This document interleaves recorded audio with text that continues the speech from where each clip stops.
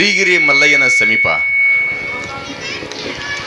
ಸ್ವಲ್ಪ ದೂರದೊಳಗಿರ್ತಕ್ಕಂಥ ಚಿಕ್ಕದಾದ ಚೊಕ್ಕದಾದ ಗ್ರಾಮ ರಾಮಾಪುರ ಅಂತಕ್ಕಂಥ ಗ್ರಾಮ.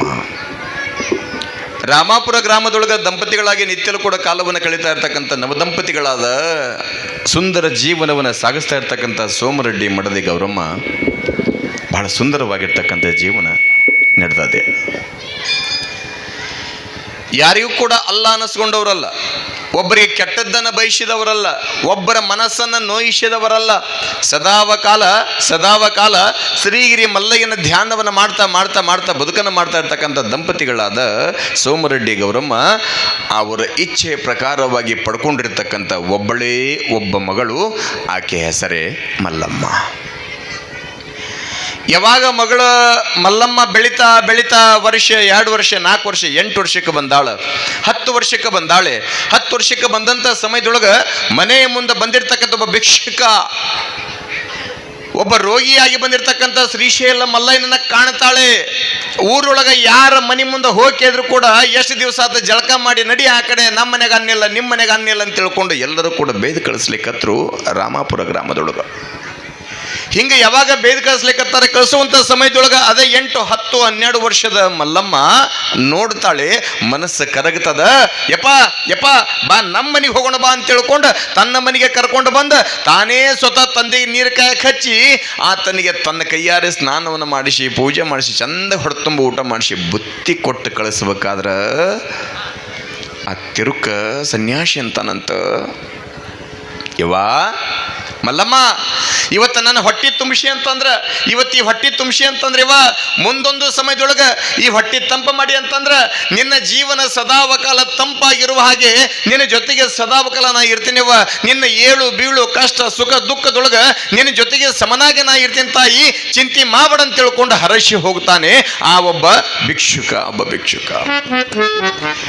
ಹಿಂಗೆ ಯಾವಾಗ ಹರಿಸಿ ಹೋದಂಥ ಸಮಯದೊಳಗೆ ಮನೆಯೊಳಗೆ ತಂದೆ ತಾಯಿಗಳಿಗೆ ಬಹಳ ಆನಂದ. ಯಾಕ 80-90 ವರ್ಷದ ಯಜಮಾನರಿಗೆ ಇರಬೇಕಾಗಿರ್ತಕ್ಕಂಥ ಬುದ್ಧಿ 10-12 ವರ್ಷದ ಮಲ್ಲಮ್ಮ ತಾಯಿಗೆ ಐತೆ ಅಂತಂದ್ರೆ ಹೌದು ನನ್ನ ಮಗಳ ಅಂದ್ರವರು.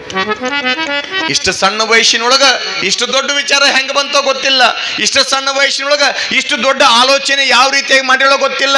ಈ ಮಗಳನ್ನ ಪಡ್ಕೊಂಡಿದ್ದಕ್ಕೂ ಕೂಡ ನಮ್ಮ ಜೀವನ ಸಾರ್ಥಕ ಆಯ್ತು ಅಂತ ತಿಳ್ಕೊಂಡ ಆ ಒಂದು ರಾಮಾಪುರ ಗ್ರಾಮದೊಳಗ ಸೋಮರೆಡ್ಡಿ ಗೌರಮ್ಮ ನಿತ್ಯಲೂ ಕೂಡ ಕಾಲವನ್ನು ಕಳೀತಾ ಇರುವಂತ ಸುಸಂದರ್ಭ. ಯಥಾ ಪ್ರಕಾರವಾಗಿ ಮಗಳು ಬೆಳೀತಾ 12 ವರ್ಷ 14 ವರ್ಷ 18 ವರ್ಷಕ್ಕೆ ಪಾದಾರ್ಪಣೆ ಮಾಡ್ತಾಳ. ಯಾವಾಗ 18 ವರ್ಷಕ್ಕೆ ಬಂದಾಳೆ, ಆಗಿನ ಸಮಯ ಅಂತಂದ್ರೆ 18 ವರ್ಷ ಅಂತಂದ್ರೆ ಪ್ರಾಯ ಅಂತ ಕರೀತಾರ, ನವಯೌವನ ಅಂತ ಕರೀತಾರ, ತಾರುಣ್ಯ ಅಂತ ಕರೀತಾರ, ಹದಿಹರೆಯ ಅಂತ ಕರೀತಾರ. ಹದಿಹರೆಯದ ವಯಸ್ಸ. ಯಾಕ ಲೋಕಾರುಡಿಯೊಳಗ ಆಡ ಭಾಷೆಯೊಳಗೆ ಒಂದು ಮಾತಂತೀರಿ ಏನು ಅಂತಂದ್ರ ಬಾಲ್ಯ ಹಣ್ಣು ಎಂದಿತ್ತ. ಬಾಲ್ಯ ಹಣ್ಣು ಎಂದಿತ್ತ. ಯೌವನ ಹೆಣ್ಣು ಎಂದಿತ್ತ. ಮುಪ್ಪ ಮಣ್ಣ ಎಂದಿತ್ತಂತ ತಿಳ್ಕೊಂಡು ಕರೀತಾರ, ಸುಮ್ಮನೆ ಕರೆದಿಲ್ಲ. ಸಣ್ಣ ಮಕ್ಕಳು ನೋಡಿ ಎಷ್ಟು ಚಂದ ಆಡಕತ್ತಾರ, ಪುರಾಣ ಅಂತ ಗೊತ್ತಿಲ್ಲ, ಮನಿ ಅಂತ ಗೊತ್ತಿಲ್ಲ, ಅವ್ರ ಲೋಕನ ಬ್ಯಾರೆ. ಸಣ್ಣ ಹುಡ್ರ ಲೋಕನ ಬ್ಯಾರೆ, ಅವ್ರ ಲೋಕನ ಬ್ಯಾರೆ ಅಲ್ಲ. ಸಣ್ಣ ಹುಡ್ರಿ ನೀವು ಏನ್ ಕೊಟ್ರು ಕೂಡ ಒಲ್ಲೆ ಅಂತಾರ, ಹಣ್ಣು ಕೊಡ್ರಿ ಮೊದಲು ತೊಗೊಂತಾರ. ಯಾಕ ಬಾಲ್ಯ ಹಣ್ಣು ಎಂದಿತ್ತು. ನೀವು ಯಾವ ಹಣ್ಣಾರ ಕೊಡ್ರಿ, ಸಣ್ಣ ಮಕ್ಕಳು ತಿನ್ನೋ ವಯಸ್ಸ. ಯೌವನ ಹೆಣ್ಣು ಎಂದಿತ್ತ.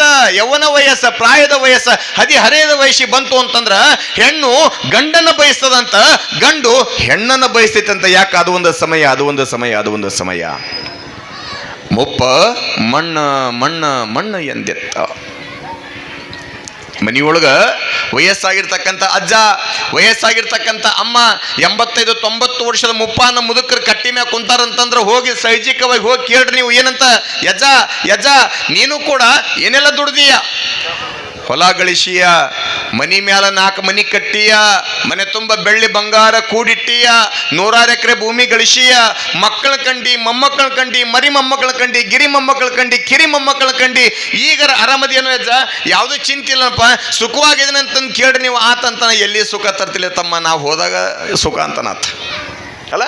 ಕಾರಣ ಮುಪ್ಪಾನವಸ್ಥಿತಿಯೊಳಗ ಮಣ್ಣ ಬಯಸ್ತದಲ್ಲ, ಹಂಗ ಇಲ್ಲಿ ಮಗಳು ಕೂಡ ಮಲ್ಲಮ್ಮ ಯಾವಾಗ ಪ್ರಾಯದ ವಯಸ್ಸಿಗೆ ಬಂದಾಳ, ಹದಿಹರೆಯದ ವಯಸ್ಸಿಗೆ ಬಂದಾಳ, ಲಗ್ನದ ವಯಸ್ಸಿಗೆ ಬಂದಾಳ, ಬಂದಂತ ಸಮಯದೊಳಗ ಮನೆಯೊಳಗ ತಂದೆ ತಾಯಿ ವಿಚಾರ ಮಾಡಕತ್ರು, ಮಗಳು ಯೌವನ ವಯಸ್ಸಿಗೆ ಬಂದಾಳ, ಮಗಳಿಗೆ ಮದುವೆ ಮಾಡ್ಬೇಕಾ. ರಾಮಾಪುರ ಗ್ರಾಮದೊಳಗ ದಂಪತಿಗಳಾಗಿರ್ತಕ್ಕಂಥ ಸೋಮರೆಡ್ಡಿ ಗೌರಮ್ಮ ನಿತ್ಯಲು ಕೂಡ ಬದುಕನ್ನು ಮಾಡಬೇಕಾದ್ರೆ ಯಾವಾಗ ಮಗಳು ಬೆಳಿತಾ ಬೆಳಿತಾ ಬೆಳಿತಾ ಮಲ್ಲಮ್ಮ ಯೌವನ ವಯಸ್ಸಿಗೆ ಬರ್ತಾಳ, ಪ್ರಾಯದ ವಯಸ್ಸ, ಹದಿಹರೆಯದ ವಯಸ್ಸ. ಒಂದು ದಿವಸ ಸೋಮರೆಡ್ಡಿ ಗೌರಮ್ಮ ಇಬ್ರು ಕೂಡಿ ರಾತ್ರಿ ಮಾತಾಡಕತ್ತಾರಂತ. ಏನಂತ? ಗೌರ, ಮಗಳು ಎಷ್ಟು ಜಲ್ದಿ ದೊಡ್ಡಕ್ಕೆ ಆಗ್ಬಿಟ್ಲಲ್ಲ, ನಿನ್ನೆ ಮೊನ್ನೆ ಕಣ್ಣು ಮುಂದೆ ಆಡಕತ್ತಂತ ಮಗಳು ಇವತ್ತು ದೊಡ್ಡಕ್ಕಾಗಿ ಮದುವೆ ವಯಸ್ಸಿಗೆ ಬಂದ್ಬಿಟ್ಲಲ್ಲ. ಕಾರಣ ಮಗಳು ಇನ್ನೇನು ಬಹಳ ದಿವಸ ನಮ್ಮ ಮನೆಯೊಳಗೆ ಇರುವುದಿಲ್ಲ. ಕಾರಣ ಹೆಣ್ಣಿಗೆ 20-25 ವರ್ಷ ತವರು ಮನಿ ಆದ್ರ, ಹೆಣ್ಣಿಗೆ 20-25-30 ವರ್ಷ ತವರು ಮನಿ ಆದ್ರ ಹೆಣ್ಣಿಗೆ ಶಾಶ್ವತವಾದ ಮನಿ 70-75-80 ವರ್ಷ ಗಂಡನ ಮನಿ ಶಾಶ್ವತ ಅಂತ, ಗಂಡನ ಮನಿ ಶಾಶ್ವತ ಅಂತ. ಕಾರಣ ಗೌರ, ಮಗಳು ಮಲ್ಲಮ್ಮ ಮದುವೆ ವಯಸ್ಸಿಗೆ ಬಂದಾಳ, ಮಗಳು ಇರಾಕೆ ಒಬ್ಬೇಕದಾಳ. ಇರುವಂತ ಒಬ್ಬ ಮಗಳನ್ನ ಎಂತರ ಮನಿ ಕೊಡ್ಬೇಕಂತ ತಿಳ್ಕೊಂಡು ಇಬ್ರು ಗಂಡ ಹೆಂಡತಿ ವಿಚಾರ ಮಾಡುವಂತ ಸಮಯದೊಳಗ ತಂದೆ ತಾಯಿ ಮಾತನಾಡುವಂಥದ್ದನ್ನ ಮಲ್ಲಮ್ಮ ತಾಯಿ ಕೇಳಿಸ್ಕೋತಾಳ.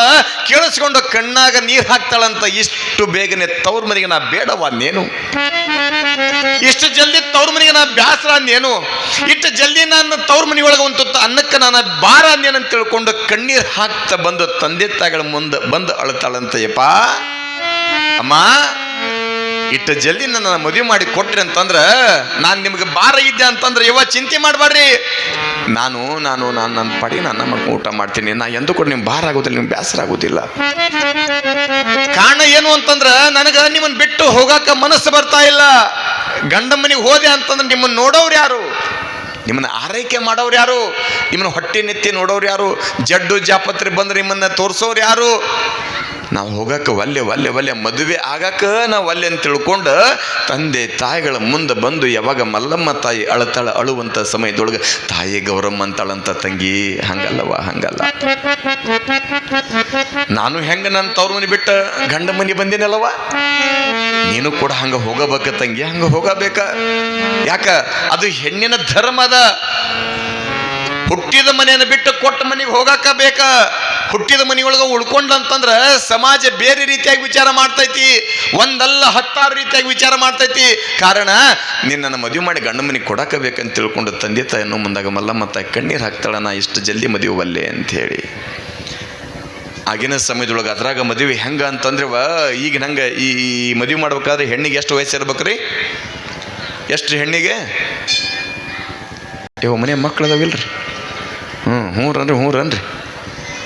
ಎಷ್ಟು ವಯಸ್ಸಿಗೆ ಮದುವೆ ಮಾಡ್ತಾರೆ ಮಗಳಿಗೆ? ಇವತ್ತಿನ ದಿನಮಾನ ಪ್ರಕಾರವಾಗಿ ಹೆಣ್ಣಿಗೆ ಎಷ್ಟು ವಯಸ್ಸು ಇರ್ಬೇಕ? 21. ಗಂಡಿಗೆ ಎಟ್ರಿ? 18-19. ಹೌದಲ್ಲವ? ಎಟ್ರಿ?